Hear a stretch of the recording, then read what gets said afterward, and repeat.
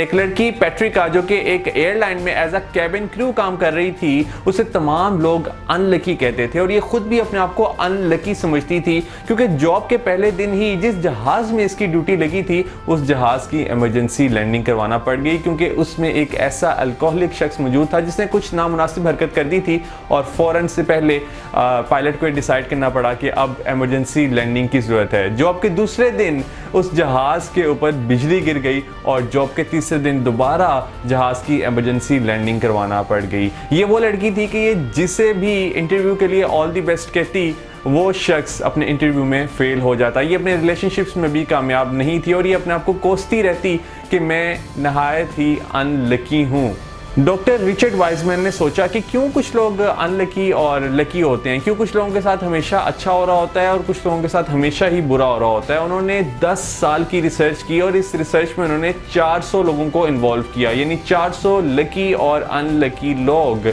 Doctor Richard Wiseman ने पहले experiment में उन 400 लोगों में न्यूज़पेपर तकसीम कर दिया और कहा कि आप देखें इस न्यूज़पेपर में टोटल कितनी फ़ोटोज़ हैं, और आप हैरान हो जाएंगे ये जान के कि अनलकी लोगों को 2 मिनट लग गए फ़ोटोज़ को ढूंढने में कि कितनी फ़ोटोज़ हैं और लकी लोगों ने सिर्फ 2 सेकंड में बता दिया कि इस सारे न्यूज़पेपर में टोटल कितनी फ़ोटोज़ हैं, क्योंकि न्यूज़पेपर के सेकंड पेज पर ही लिखा हुआ था कि इस न्यूज़पेपर में टोटल 43 फ़ोटोज़ हैं। अनलकी लोगों ने उस सेंटेंस को पढ़ा ही नहीं, जबकि लकी लोगों ने उस सेंटेंस को पढ़ लिया क्योंकि वो बहुत स्मार्ट थे।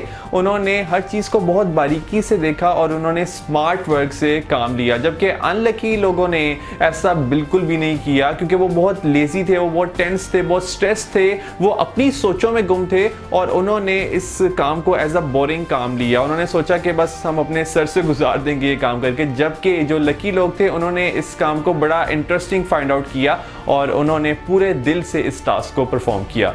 डॉक्टर रिचर्ड वाइजमैन ने एक अगला एक्सपेरिमेंट किया। उन्होंने एक सिचुएशन को इमेजिन करने का कहा। उन्होंने कहा कि आप इमेजिन कीजिए कि आप एक बैंक में किसी काम के लिए गए हैं और वहाँ पे चंद डाकू आ जाते हैं और वो डाकू आपको शूट करते हैं, गोली मारते हैं और वो गोली सीधा आके आपके बाजू पर लगती है और आपको एक हफ्ते के लिए हॉस्पिटल में एडमिट कर लिया जाता है। डॉक्टर रिचर्ड वाइजमैन उन 400 लोगों से पूछते हैं कि आप कैसे डिफाइन करेंगे इस सिचुएशन को, क्या ये सिचुएशन आपके लिए लकी है या फिर अनलकी।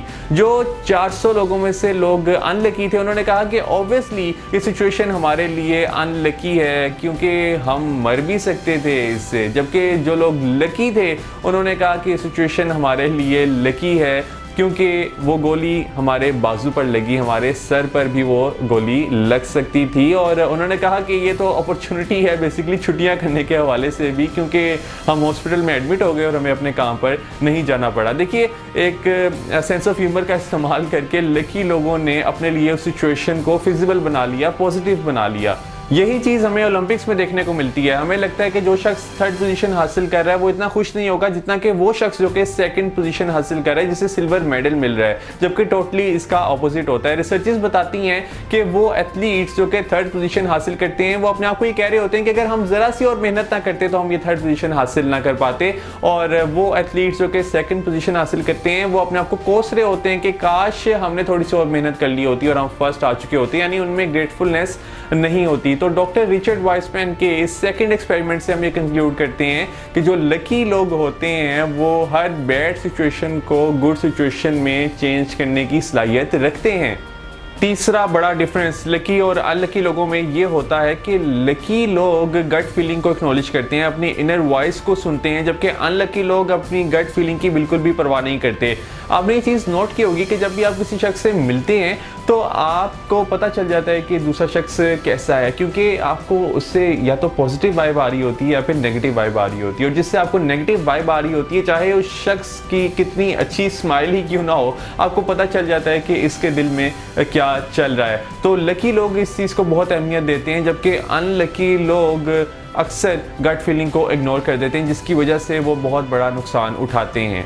चौथा बड़ा डिफरेंस लकी और अनलकी लोगों के दरमियान है एक्सपेक्टेशन। रिचर्ड वाइसमैन ने एक और एक्सपेरिमेंट किया। उन्होंने उन 400 लोगों को एक रेस्टोरेंट में बुला लिया और रेस्टोरेंट में पहले से ही चंद कामयाब लोग मौजूद थे कि जिनके साथ अगर वो 400 लोग दोस्ती कर लेते तो यकीनन इनकी ज़िंदगी खुशगवार हो सकती थी, क्योंकि वो 400 लोग अपनी अपनी फील्ड में बहुत नुमाया कामयाबी हासिल किए हुए थे।